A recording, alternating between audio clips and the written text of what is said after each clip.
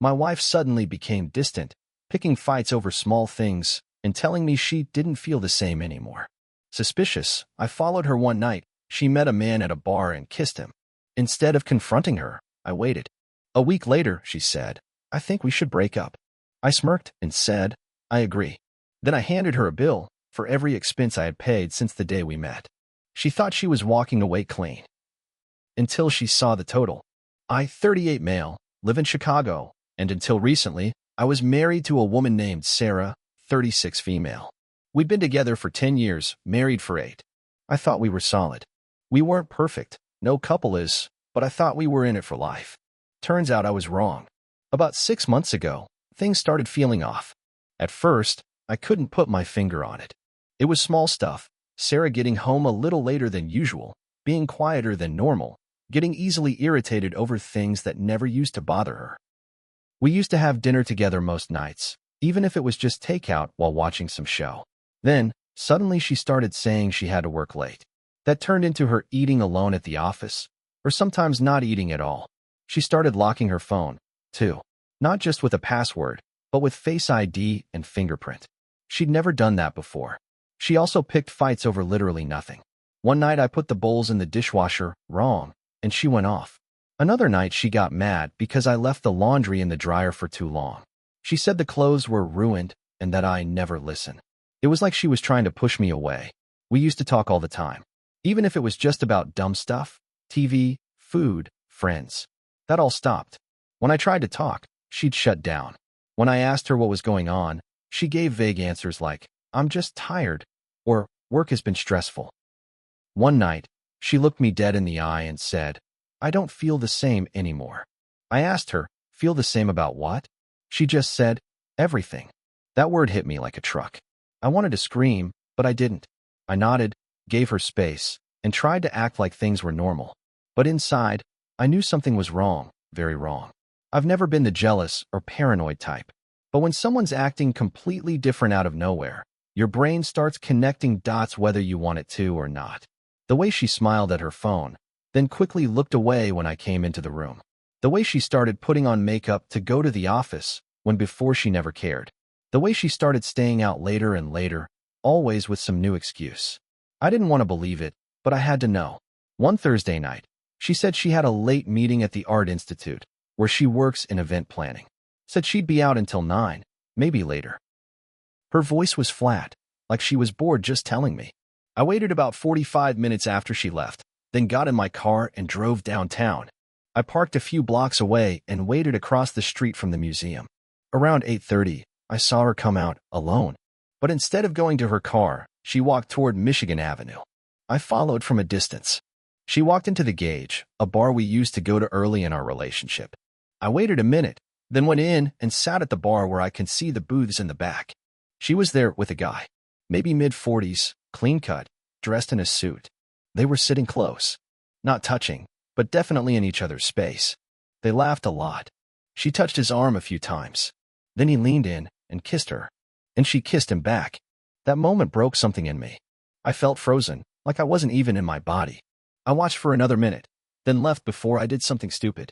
I drove around for a while before going home. I didn't sleep at all that night. A part of me wanted to walk right in and throw it in her face. But I didn't. I decided to wait. I needed a plan. For the next week, I acted normal. I didn't bring up the night. I didn't change anything. I just watched. She kept lying. More late nights, more projects, more fake smiles. I spent that week going over every receipt, every statement, every bill. I'm not rich, but I've done all right. I paid for everything for years: rent, groceries, trips, dinners, gas, car insurance, you name it. I started adding it all up. A week later, Sunday morning, she came into the kitchen while I was having coffee. She said, "I think we should break up." Just like that. Cold. No emotion. No tears. I looked at her, took a deep breath, and said, "I agree." She looked surprised. She was expecting a fight. Maybe tears. Maybe a begging scene. Instead, I reached under the table and handed her an envelope. She frowned and said, "What's this?" I said, "It's a breakdown of every expense I've covered since we got together. You can check the dates and receipts. You always said if things didn't work out, we'd keep it fair. So let's be fair." She opened it and started flipping through it. Rent from 2015 to now. $118,000 groceries. $25,000 vacations. 6 total $14,000 dinners/takeout. $11,300 car payments. Hers $18,000 insurance. $6,400 miscellaneous, gifts, furniture, utilities, etc. $21,000 total. $213,700. Her face turned white. She looked at me and said, "Are you serious right now?" I said, "You thought you were just going to walk away? After everything I've done for you? You think you're the only one who gets to feel something?" She tried to argue. Said she didn't ask for any of that. That it was my choice to pay for things. Said I was being bitter and petty. I said, "You're right. I did choose. I chose to support someone I thought loved me. I chose to believe we were building a life together. I chose loyalty. You chose lies." She stormed out, took her purse, slammed the door, and hasn't been back since. Not really sure what comes next. I'm meeting with a lawyer this week. Haven't told many people yet. Not sure if I should even try to get the money back. I don't really expect to. That wasn't the point. I wanted her to feel it. I wanted her to know she wasn't just walking away with nothing. That she couldn't just pretend it all never happened. I don't know what's going to happen next. But I do know this. I'm done being taken for granted. 2 days after she left, I got a call from her sister, Melanie. I always got along with her. She sounded tense. "What the hell did you do to Sarah?" she snapped. I calmly asked, "Did she tell you everything?" She said you humiliated her. Said you gave her a bill like she's some prostitute. That stung. I didn't humiliate her. I handed her facts. If she wants to lie, fine, but I didn't ask her to cheat. There was a long silence. Then Melanie said, "She didn't cheat. She was just talking to someone." Right. Just talking. Just happened to kiss that someone in a dark bar while lying to her husband. I didn't argue. I just said, "Tell her I'm not playing games. And if she wants to split clean, she better stop lying."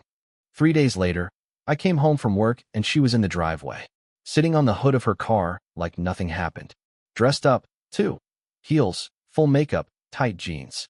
Like she was going to a photo shoot instead of a breakup scene. I stayed calm. Walked right past her.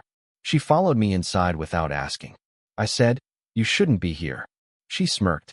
"So this is who you are now?" Cold and calculating. I said, "This is who I've always been. You just stopped paying attention." She sat at the kitchen table and pulled out her phone. "You really think people are going to be on your side when they find out you gave me a bill?" I said, "They don't have to take my side. They just need to see the truth." Then she hit me with it. "I'm getting a lawyer," she said. "I want half." I blinked. "Half of what?" "Everything. The house. Your savings. Retirement." I laughed. Couldn't help it. "You want half of my money after cheating on me and lying to my face?" She stood up. "You can't prove anything." I stared at her. "You kissed another man. In public. I saw you. I followed you." Her face dropped. "You followed me?" "Damn right I did. You thought you could just sneak around and I'd never know." She grabbed her bag. "You're insane." I said, "Maybe. But you're a liar." She left, slamming the door so hard a picture fell off the wall. A few days later, I got served. Sarah wasn't bluffing. She filed for divorce and was asking for spousal support and half of everything, even the car I bought before we met. I handed it all to my lawyer. He just shook his head. Said it's common. Said courts don't always care about loyalty. They care about paperwork. Good thing I kept everything. Receipts. Emails. Texts. Bank transfers.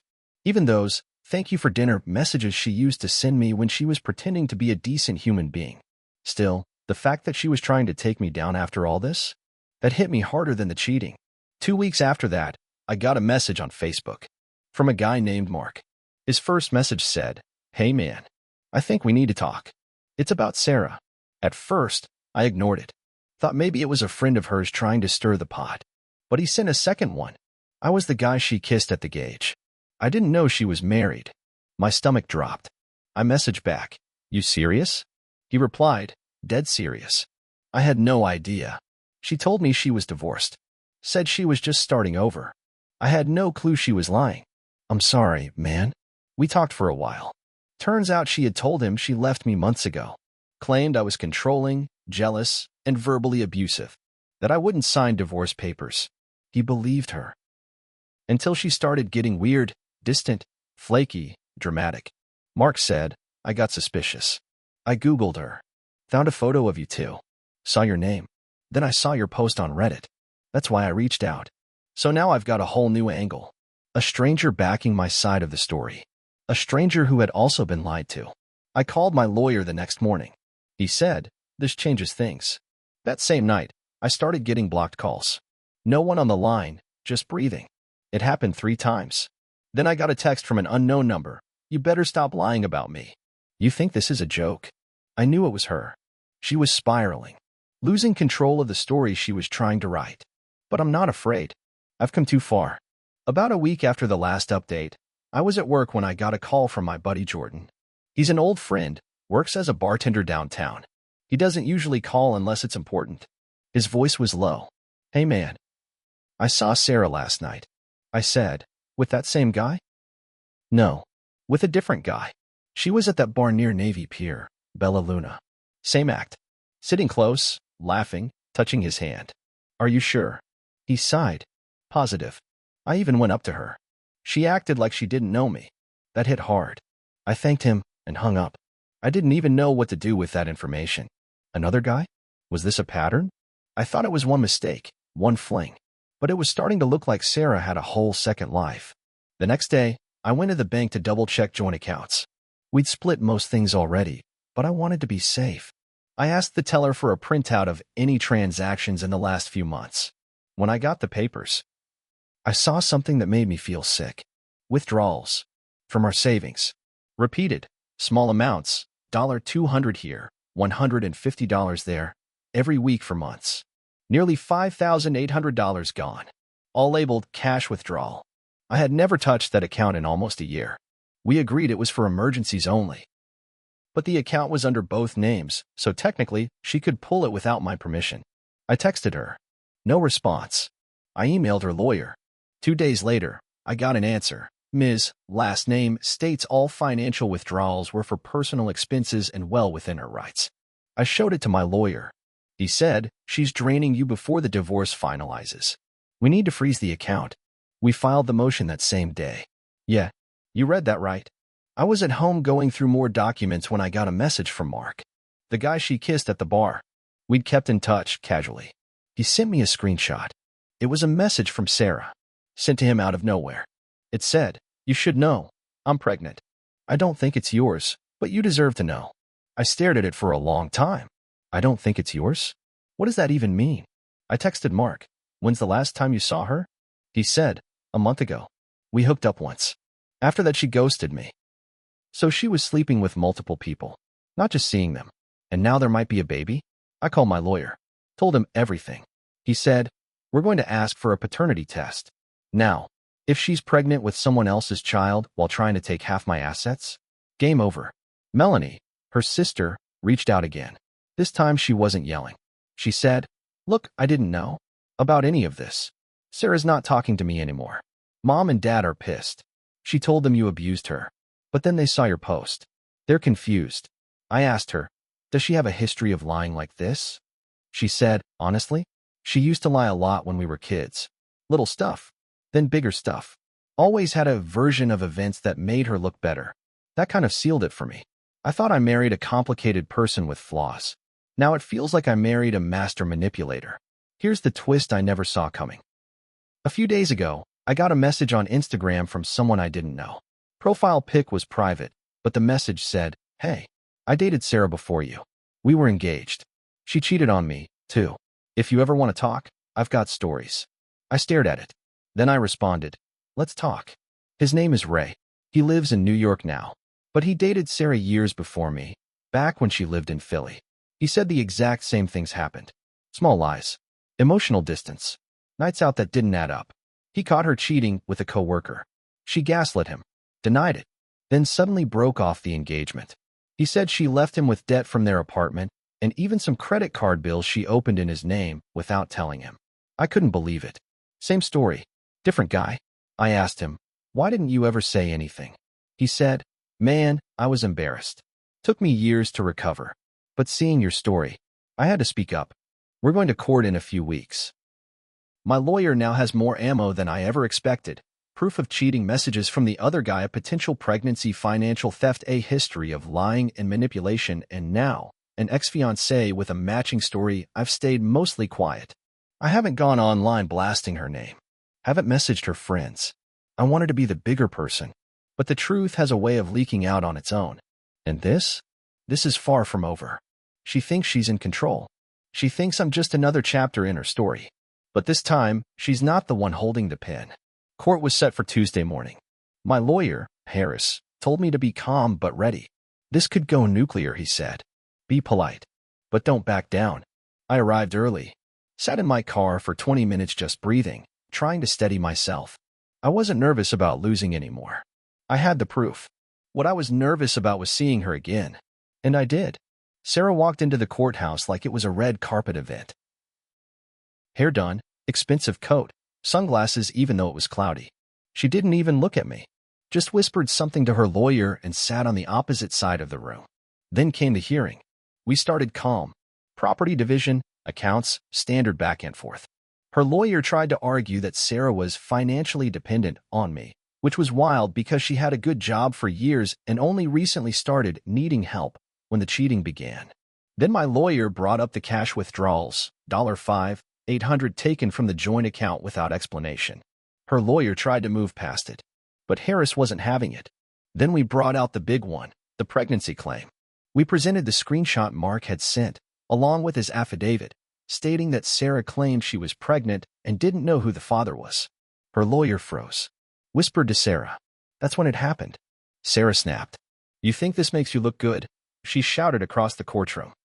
You've been stalking me, dragging my name online, turning everyone against me.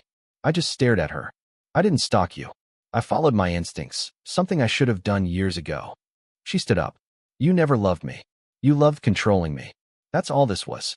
The judge asked her to calm down, but it was like something broke inside her. I was lonely. You never paid attention. You were always working or watching sports or acting like you were better than everyone. I said, so your solution was to cheat? With random men? To lie about being pregnant? To steal from me? Silence. Everyone was watching now. Court staff. The bailiff. Strangers. Her lawyer looked exhausted. He rubbed his temples. Then, asterisk, and I will never forget this. Asterisk, he turned to the judge and said, Your Honor, we'd like to request a recess. The judge agreed. Outside the courtroom, it was just the two of us for a moment. Sarah walked over. Her eyes were red, not from tears, just from rage. She said, You really want to destroy me that badly? I said, I didn't destroy you. You did that all on your own. Then, the twist I didn't see coming, she broke. Not loud. Not dramatic. Just broke. Her shoulders slumped. Her face changed. She leaned against the wall and whispered, I don't even know who I am anymore. I didn't respond. There was nothing to say. Melanie, her sister, came over just then. She'd shown up, quietly sitting in the back. She looked at Sarah and said, Maybe it's time you tell the truth. For once. Sarah looked at her like she was the enemy too. Then Melanie turned to me. You deserved better. And I'm sorry I didn't believe you at first. Sarah didn't say another word. Just walked away. We finalized everything that afternoon. Sarah didn't get a dime of my retirement or savings. She had to pay back half of the money she took from the joint account. She waived any right to spousal support. The judge denied any claim she had to the house since I bought it before the marriage. The pregnancy? False. According to her lawyer, she misunderstood a late period. No baby. No excuse. She left the courthouse without a word. That was the last time I saw her. In the days that followed, I got messages from people I hadn't heard from in years. Some shocked, some supportive. A few said they always felt something was off about her, but never had proof. Mark and I still message sometimes. He's dating someone new. Says it's the healthiest relationship he's ever had. Me? I'm trying to heal. Still wake up sometimes expecting her to be beside me. Then I remember. I'd been through hell. Lied to. Stolen from. Made to feel like I was the crazy one. But here's what I've learned. If your gut tells you something's wrong, it is. Love without respect is just a ticking bomb. You can't fix someone who doesn't think they're broken. Truth always shows up, even if it's late. People ask if I'd ever forgive her. Honestly, I already have. Not for her, but for me. Holding on to that anger would have just kept me chained to someone who was already gone. I'm not hopeful. Not yet. But I'm not destroyed either. I'm standing. And that's enough for now.